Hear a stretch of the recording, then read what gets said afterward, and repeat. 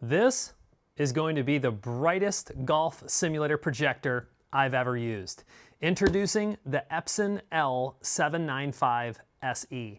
It also comes in a 790, which is the white version. We chose black because obviously Golf Simulator, I like keeping everything dark, but we are going to do a quick unboxing. We're going to talk about all the features of this, show you the connectivity, do an installation and setup video, and show you this thing in action. Now, who does this projector really appeal to? Well, obviously not the budget buyer when you're talking about 7,000 lumens. A lot of times they like doing a calculation of, so many dollars per lumen. So when you get up into this high range of 7,000, it's going to be more. I think that the MSRP on this is just over $6,000, so it might not be for everybody, but it's appealing to, luxury installs, people that have the budget, that might have ambient light, especially commercial installations. That's what I really wanted to talk about, is the ability to have this in a commercial space with more ambient light and being able to offset that ambient light with high power lumens. And not only that, but incredible installation versatility. So I have a spec sheet here. I won't try to read it, word for word. We don't need to do that. But the short throw capabilities of this projector, along with its focal zoom, so we're not talking about like a digital shrinking zoom, is 0.79 to 1.36. That gives incredible functionality when you're talking about installing this. If you take a situation like this, where I hit the ball into a screen that's about 10 feet away, 8-foot tall screen, just over 12 feet wide. It's a 16 by 10 screen. I could mount this projector anywhere from like right over top of the golf ball, all the way back to like 14 feet from the screen, or even further if I wanted to. Probably don't want to do that unless you have tall ceilings, just because you might get shadow of the golfer. But this has all the correction to overcome not just that short throw, but also it has lens shift, both vertical and horizontal, along with geometric correction. It just is bringing a lot to the table at such a high lumen laser output, I should say, as well. So there is a hidden gem to this projector that a lot of golf simulator people will be interested in. That has to do with it being a 3 LCD projector. And it has 4K enhancement. We're gonna have to talk a little bit about that, so you guys are gonna have to understand what that means. So they're being very transparent with what, this is very well wrapped, by the way. I always like doing a full unboxing to show how things show up. So 3 LCD. So it is better for people that are doing any type of like screen recording in slow motion. Even when you're doing it in regular 60 FPS, a lot of times, with a DLP projector, you can get that color wheel, going on, or flashing at, high FPS. 3 LCD is going to eliminate that. Now, what does 4K enhancement mean? Well, they're taking every chip and they're actually offsetting pixels of those chips, and that's how they're getting to a 4K enhancement, resolution. So if you actually look at the spec sheet on here, it's actually giving you a full transparent, amount of pixels that it's producing. So you get 2,304,000 dots. That's 1920 by 1200. So it's a native 16 by 10 chip times 3. So 2.3 million dots versus a normal WUXGA 16 by 10 projector, which I actually think is great for many people. When you have a lot of lumens, it's incredible what a good screen and even just 1080p can do. But they are taking this, pixel shifting, and little did I know, many of the projectors, if not almost all of them, at least in a reasonable, budget range, are actually doing this. They are doing pixel shifting. It's not an actual 4K single chip sensor. All right, so there is pixel shifting going on to get to 4K resolution. So I actually spent a few minutes on the tech hotline talking to one of the technicians there at Epson, just asking questions and everything. And it was really cool getting some of the insight and how they're very transparent about everything. Now let's just take a look at this. So There's so much to go through, I don't want to miss it. Let's just look at connectivity really quick. So I'm actually going to bring this maybe a little more towards the middle so you guys can see what I'm pointing to and talking about. So let's just look at the back really quick. So you have a USB service port, USB-A that does provide a 5-volt 2-amp charging capability or power to some item, along with 5-volt 900 milliamp USB-A. You have HDMI out, HDMI 1, and then HDMI 2. Now I do know that that out allows for very specific daisy chaining and everything that this could do. If you're someone that's doing like an ultra wide curved screen, this has incredible capabilities. It even has a camera attachment that can go on the front of it for the blending and everything to happen. It's pretty amazing how it can do all of that. Audio out. It has an RS-232C port along with HD-Base-T and a LAN port. Now, while we're talking about the LAN port, let's talk about the built-in Wi-Fi feature of this.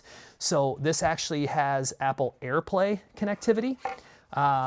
It actually has, and I don't want to miss anything on here, built-in NFC, but let's go back to AirPlay really quick because the Apple AirPlay 2 capability means that you could just take an iPad or iPhone or whatever and you could stream movies to it, or games or whatever you're trying to do right from like an iPhone. So you don't need to worry about streaming those through a PC if you don't want to. And that Wi-Fi also allows you to do any necessary updates over the air, which is really cool. And then networking to other projectors if you're doing like high-end type installations that might involve. But there's just so much to this. And then I also noticed inside of here, it gives all of the resize options. So a 640 by 480, an 800 by 600, a 1280 by 1024, a 1400 by 1050 with aspect ratios of 4:3, 16:10, 16:9, 16:6, 21 by 9, and it allows the vertical image shift control within the area. So what I'm going to probably do with this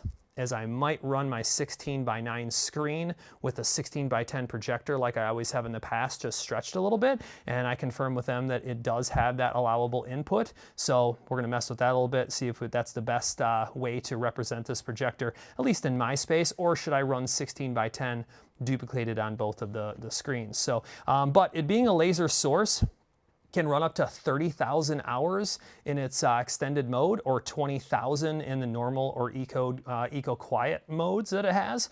Let's just take a look at this lens really quick. I mean, I'm showing the back of the projector, and I can actually stand it up even before we look at the front. So there's your vertical shift and your horizontal shift. So you can actually just move those knobs left to right, and that's how you're going to get shift. It's a center lens projector, which a lot of people actually like, because then you can just put the projector dead center in your room. The lens is dead center versus a lens being offset. Now, let's just go ahead and take off this cover on this massive lens.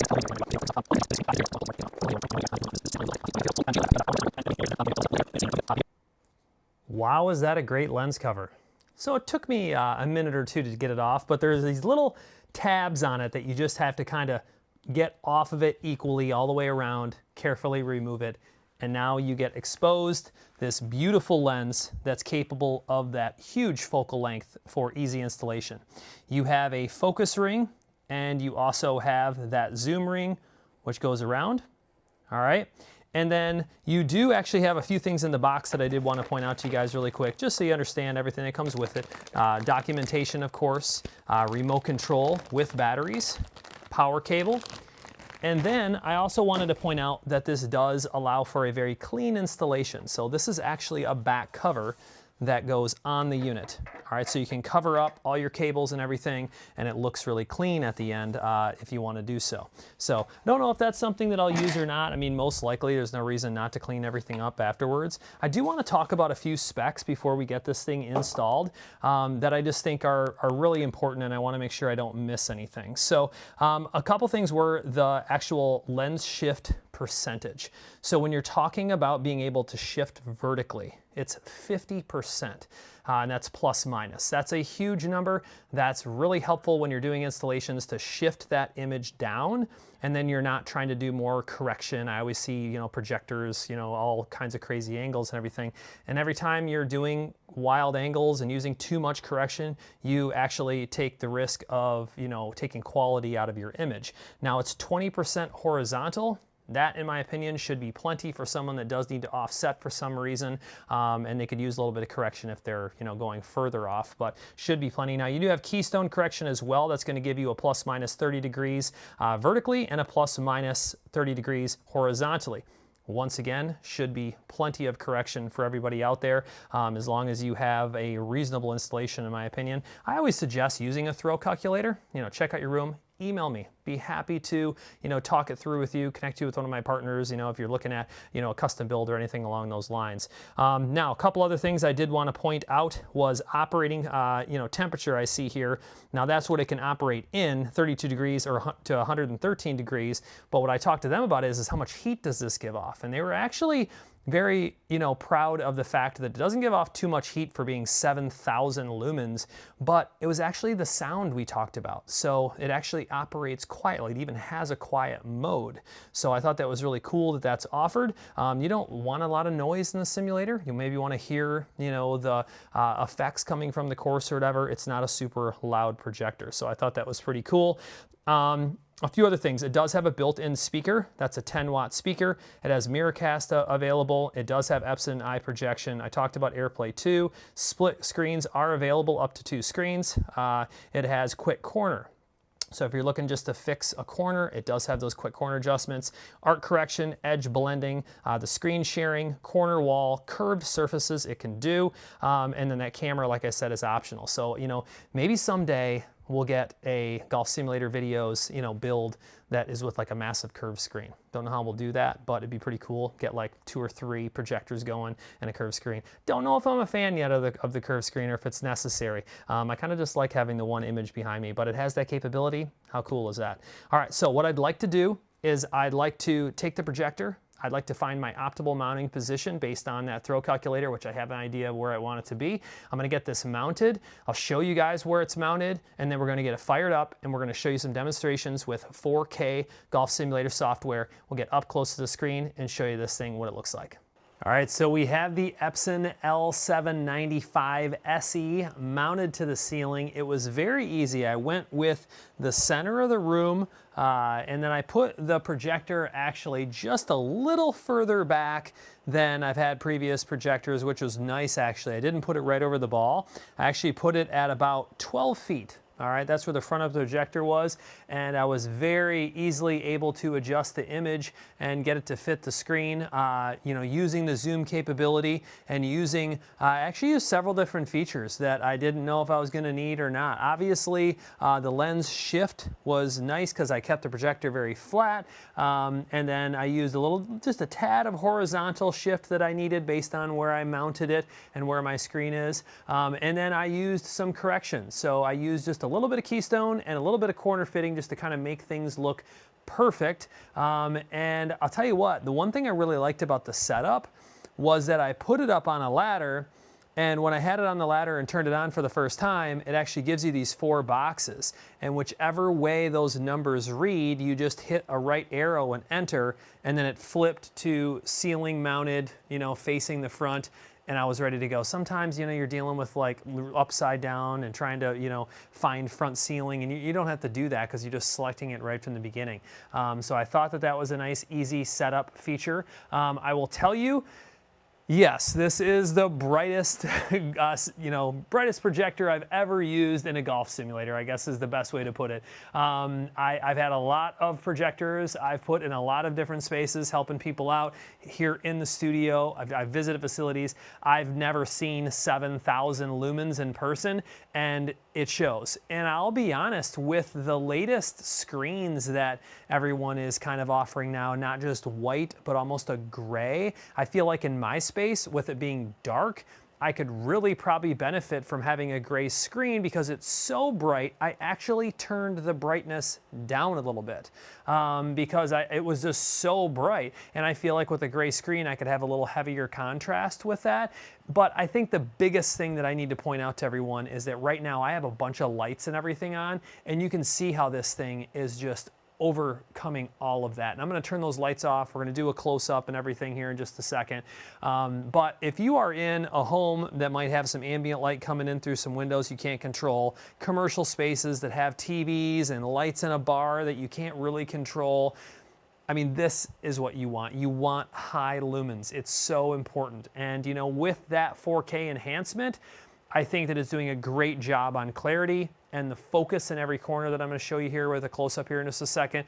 That's really important, and I wanted to show that. So we're on Trackman Virtual Golf 3 software to start. I'm going to show various software. Let's zoom our regular camera kind of all the way in. That way it's focusing on the screen. Let's turn off the light that I have that kind of lights up behind. Now I still have a light here.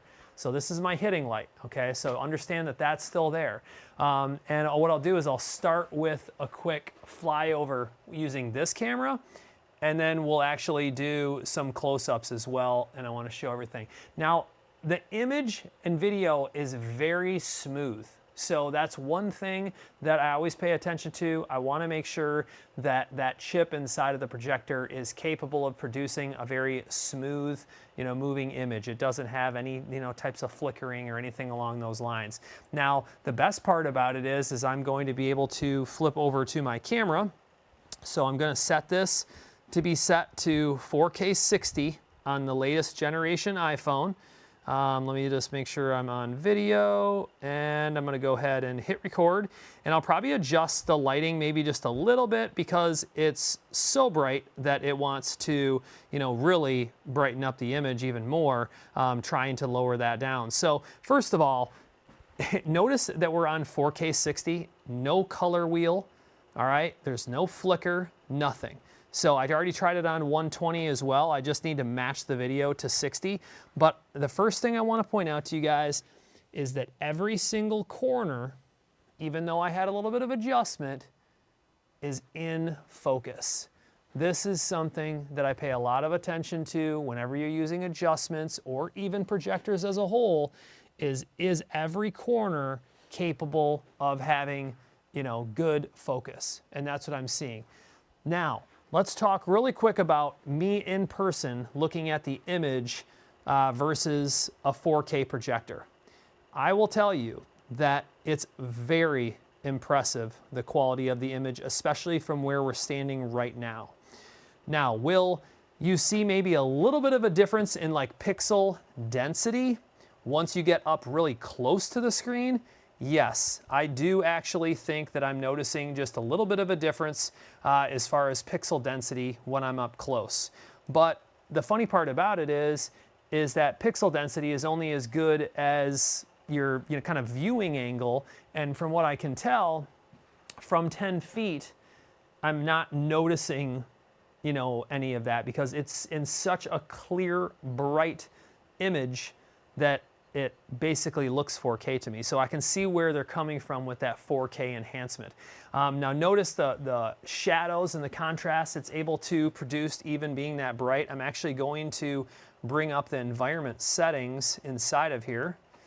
And I'm going to go really early and bring in a ton of shadows really early in the day. And that way you can see that the blacks are actually really nice.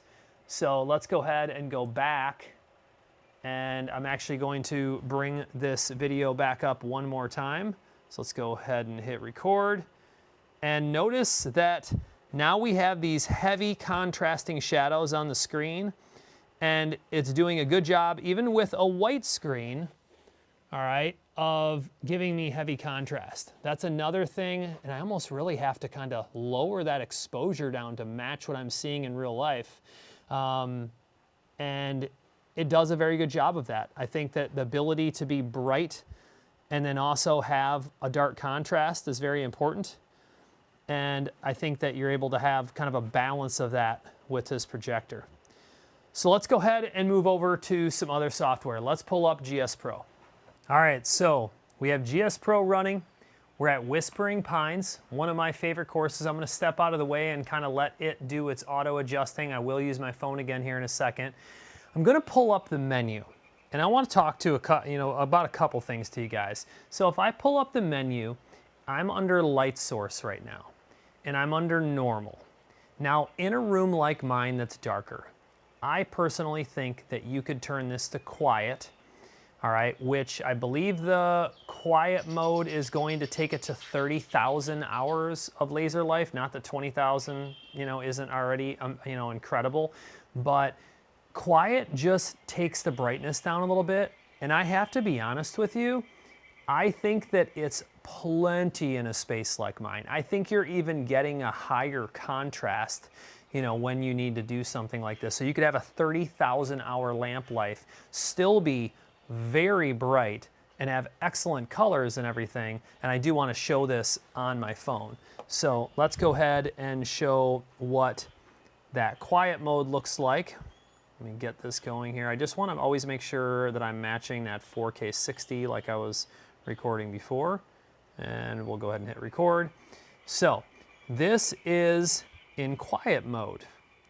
And you'll notice that you'll pretty much get the whites and the very light colors to just kind of quiet down just a little bit. Now, no pun intended there, because the quiet mode I think reduces fan use, which I don't think it's loud regardless. But it just kind of softens them up a little bit to where they're just not overpowering white. Almost like I just put the projector onto a gray screen. This might be my go-to mode. I mean, it's very clear overall. I'll kind of show you guys some corners again. There we go. Very good clarity in all of the corners, which is very important. And of course, also at the top, in the middle, and then down at the bottom. And then why don't I do this? Why don't I do a flyover? I'll actually go to another hole for you guys. So let's go to like a long par 5. And let's do a flyover really quick. Guess that's the easiest way when I don't have the flyover. I think it's H maybe. But let's just do nice slow flyover of Whispering Pines here. Just so you guys can get an idea of the smoothness, how that looks as far as brightness goes. You can see if I kind of tap it to focus, it gets that's more of like a natural color right there. I almost have to turn my iPhone down a little bit. You can see it does like an auto adjust, so that's an auto adjust right there. And then while we're recording, out at Whispering Pines, let's just maybe go to, what's another couple great holes. I mean, this is a cool hole with the cliff, so you guys can just see that. You've got a couple of these par 3s are pretty incredible. This one right here with all the rocks. Just check that out really quick so you can just kind of see some different color and some different clarity. And I really think that you're gonna find overall, and I'll just jump to one more hole and maybe do a flyover for you guys, another par 5. You can see some water there. Let's go ahead and just do a quick flyover. I think that this quiet mode is gonna be plenty. Now, while it's doing that, I'm gonna go in here and actually put it back to normal, and you guys will be able to see that difference on screen. Excuse me. I mean, don't get me wrong, normal is amazing. I mean, and it is bright, but I'm not 100% sure that I need it in a space like this. The lumens are so powerful. And it's more or less just because of when you're on a brighter course where, this one actually tends to be a little bit darker. So why don't we do this? Let's switch over to E6 Apex with the Unreal Engine. All right, so here we are with E6 Apex. So this is actually a totally different graphics engine. This is Unreal. So it's gonna have some different textures and looks. I figured this would be a great opportunity. Let's do a quick flyover of this hole, and I'll actually bring it up on the camera again in 4K 60. The only thing I notice about Apex right now is because they've gone all new with being an Unreal, is that I have a 5090, and even with this powerful of a graphics card, you still get just a little bit of almost like a jitter when you're doing some movement. But the one thing that I've noticed is that the textures are like second to none. I mean, they really do an amazing job with different types of grass when you get up close to things. And I can even move the ball around. We can go to different holes. Let's just go ahead and we'll go to hole number 2, that famous par 3. And you can just kind of take a look at that. Now, something that I wanted to point out to you guys that I think would be very important, and there's really good water that I can show you guys as well. So we'll just try to get up close, show you that water, give you kind of a look at all the different colors of what that looks like. And I'm not even lowering the exposure down here where it probably needs to be a little bit. I mean, overall, the projector is in that bright mode, and man, let me tell you, it is bright. Now, let's just talk really quick a couple things. When you're not running a 4K resolution from the PC, it's going to have less demand on your GPU. And I'll actually zoom this out so we can talk, and I can show you guys a couple things here really quick, because I'm going to bring up the menu. I'm going to turn my light back on just for a second. So that's a big factor when I talk to a lot of people, is that they don't have enough GPU, don't have enough CPU to actually run 4K. So if you're going to be running a lower resolution to a projector, even though it's doing 4K enhancement, you have an opportunity to have a quality image with a ton of lumens and not have to worry about, you know, a massive GPU to handle 4K. So I thought that that would be a big selling factor, because if you were in a commercial environment or a very ambient environment, I would always tell someone I really think you should focus on lumens first.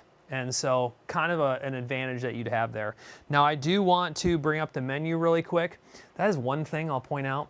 Some projectors, no matter what you do with the remote, you're pointing it everywhere, you can't get it to go on. This remote works really well, so I can appreciate that. So, but I actually want to go up to image really quick, and I'll just show you guys that right now my image adjustment, I have it on color mode natural. I felt like that matched my 4K monitor the best. And then I have brightness turned down 6 clicks because it was just so bright. So if you want to see what the normal brightness is, I can actually turn it up a little bit. It's not much. It just kind of took the whites and just kind of softened them just a little bit. Contrast normal, color saturation I did put up just a couple clicks because I felt like that also really matched my high-end 4K monitor. So that was something I did. Tint I left alone. I do want to also talk, I left all the rest of the color modes alone as far as sharpness, white balance, all of that. But as far as installation goes, the quick corner is a very easy solution to pull in each corner, all right? I did use that. Your screen type, if you want to do something like I'm doing, I have a 16:9 monitor that I'm actually duplicating that signal to the projector, and it's allowing me to actually stretch that image vertically. And I'll be honest, it does such a good job the way that it manipulates the image. You can't, I'm looking at them side by side. I don't think anyone would ever be able to tell that it's able to take a duplicated 16:9 and basically mirror it to a 16:10. I mean, it's done a great job with that, and I really wanted to make sure I pointed that out. So that was very simple as far as, you know, installation goes.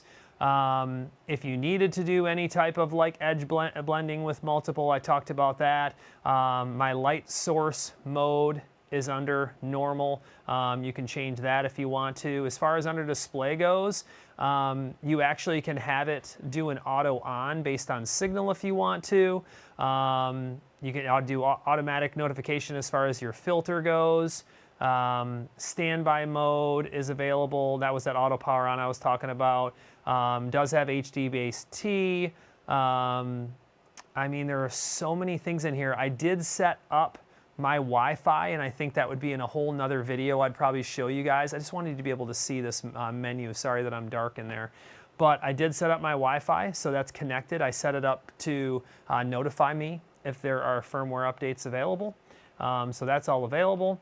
And then pretty much, like I said, under that eco setting was where I could go in and I could go to normal, go to eco, and I'm going to play with that more, and I'll have to report back to you guys. I think the other thing that I'm going to do is that I'm actually going to take this projector and probably put it in some different environments so you guys can see it in different environments, like an ambient light. And I'll do some videos. Like right now I turned on those lights from the back, and you can see how bright this thing still is in the background. All right, if I turn on my really bright light, the problem that you're gonna have is that the camera has to adjust and lower me down more. What's crazy is I have a direct swing camera light focused on that, and it's overcoming that much light. So that's probably the first time I've ever been able to have direct light on the image and it's not blown out, like it actually looks good.